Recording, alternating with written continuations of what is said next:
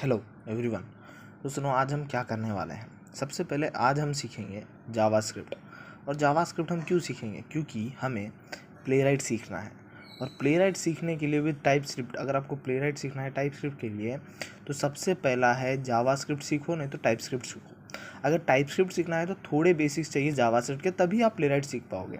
तो आज से हम शुरू करने वाले हैं JavaScript from the basics to the advance level, जिसमें हम सब कुछ कवर करेंगे कि बेसिक्स से लेके एडवांस तक हम सब कुछ कवर करने वाले हैं। हम कोई भी सिंगल टॉपिक छोड़ने वाले नहीं हैं यहाँ। हम बेसिक से शुरू करेंगे, और एडवांस लेवल तक जाएंगे।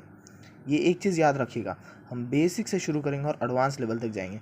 और जब मैं बोल रहा हूँ कि हम बेसिक से लेके एडवांस तक जाएंगे, तो हम हर एक टॉपिक को डिस्कस करेंगे, ठीक है। तो सबसे पहला टॉपिक जो है, जावास्क्रिप्ट एक प्रोग्रामिंग लैंग्वेज है। देखिए, हमारे पास बहुत सारे प्रोग्रामिंग लैंग्वेज है, जैसे कि हमारे पास सी है, C++ है, पाइथन है, जावा है। हमारे पास बहुत सारे प्रोग्रामिंग लैंग्वेजेस हैं, पर हम सीखने वाले हैं जावास्क्रिप्ट, ठीक है। तो अब जावास्क्रिप्ट सीख रहे हैं, उससे पहले प्रोग्रामिंग लैंग्वेज क्या होता है वो समझ लो, ठीक है। क्योंकि सबसे मेन इंपॉर्टेंट थिंग है प्रोग्रामिंग लैंग्वेज क्या होता है, ठीक है। अभी जैसे कि हम बात करते हैं, जैसे कि एक ह्यूमन बात करे एक ह्यूमन से, तो उसको एक लैंग्वेज चाहिए। उसी तरह अगर एक ह्यूमन बात करना चाहे किसी भी कंप्यूटर से, तो उसे एक लैंग्वेज चाहिए, और वही लैंग्वेज को हम कहते हैं प्रोग्रामिंग लैंग्वेज, समझे। और वही लैंग्वेज को हम कहते हैं प्रोग्रामिंग लैंग्वेज। और जब मैं इधर कह रहा हूँ कि प्रोग्रामिंग लैंग्वेज हम किसे कहते हैं, कि जिससे हम कंप्यूटर से कम्युनिकेट कर पाएँ, तो इधर प्रोग्रामिंग लैंग्वेज का काम क्या है? To give instructions to computer.